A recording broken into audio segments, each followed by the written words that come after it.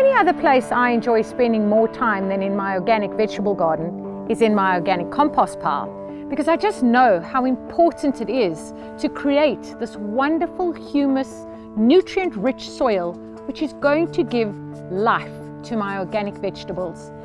It's true that organic compost can hold 10 times its weight in moisture, and I've got to tell you that that is probably the one thing that can mitigate drought and growing your own crops. Look at this, it's really getting hot here, and the reason is because what compost does is it decomposes and breaks down all your kitchen waste and all your garden waste, and it becomes rich, friable, nutrient-filled soil. So I'm going to tell you how it's done. So come with me. Organic compost is probably the best medium to use to grow your crops in. You don't have to worry about burning any seedlings. You can plant straight into your organic compost. And the best part about it is you recycle all your kitchen waste and all your garden waste. We've got a lot of space here, but if you've only got a small area to start your compost pile, that's okay. You need a minimum of 2 square meters, and you need to build your compost pile to a minimum height of 1.5 meters, and that will give you good compost. So what do you need to start your compost pile? To start off, it's a good idea to have 20 centimeters of twigs. And the reason why we start with a layer of 20 centimeters of twigs is so that we can get air circulation from the bottom. Then we have a pile of what we call browns on my left and greens on my right. What that means is browns are carbon-rich products and greens are nitrogen-rich products. And you need your greens to lie on top of your browns to get your browns rotting down, because your compost eventually decomposes into rich, humus, organic soil. So how it goes is we start off with our 20 centimeter layer of twigs, we add a 10 centimeter layer of greens, we've got some vegetable scraps from our kitchen, flowers that are almost dead but not quite, fresh grass clippings over here, and most importantly is comfrey. Now this forms into the category of weeds. Weeds are really important because they're full of nutrients, more so than anything else. So don't forget to include these in your compost pile. They increase the decomposition process, and if you want your compost really quickly, you'll get a lot of this.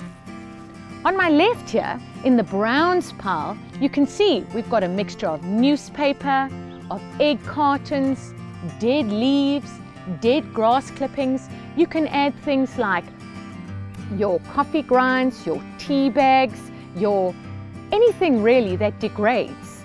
But what shouldn't you put in your compost pile? Well, it's quite simple. Don't put anything in that doesn't degrade. Don't put anything that's poisonous like spray cans. Don't put anything that's seriously diseased like diseased plants. You don't want to use those in your compost pile. And lastly, what you shouldn't include is any cooked meats or fish, because those just draw pests. So let's get started. What I've got here is my 20 centimeters of twigs. So we're going to start with these. Then we're going to take a 10 centimeter layer of greens. And then 10 centimeters of brown. And again, we start with the greens again. And so we continue the process until we've reached 1.5 meters high. But about now is where I'm going to add some water, because your compost pile, just like your plants, need air, sunlight, and water. You don't want a sloshy compost pile, but you do want it to be moist. So once you've done with your 1.5 meters, or if you want to go higher, of course you can, then it's a good idea to end off with a whole lot of dry grass. And the reason why that's so important is because it acts as a blanket, keeps things snug and warm, and starts the process of decomposition really quickly. I'm not going to forget my comfrey, because what this is going to do is just speed up the decomposition process, which is what I want. So once this is all piled up and ready, I'm going to leave it alone for 10 days.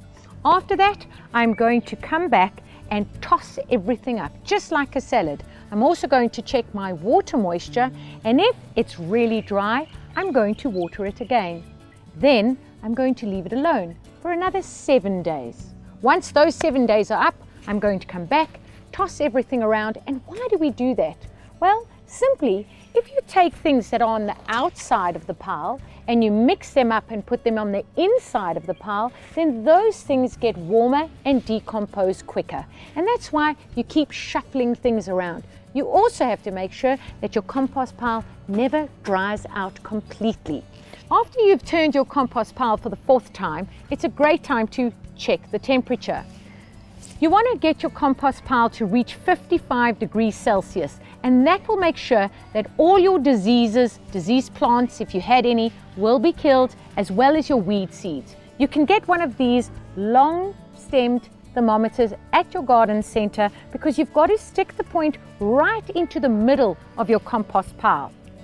So, just for a demonstration, you stick that right in and it should read 55 degrees C. If it goes much higher than that, don't get too worried, but if it starts going over 60 degrees, then you need to add water to bring things down a little. So, once we do that about 4 times, we will wait for about 5 months in summer and our compost pile will be ready to use. In winter, you have to wait a little bit longer, about 8 months, because when things are cold, the whole decomposition process slows down.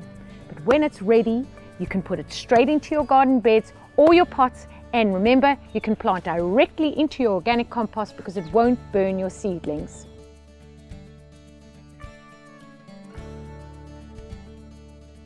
When it comes to organic composting, the 5 most common questions I get asked are, can I include potatoes and citrus in my compost pile? The answer to that is absolutely. Citrus peels do take longer to decompose, so if you want to, you can cut them up, but you don't have to.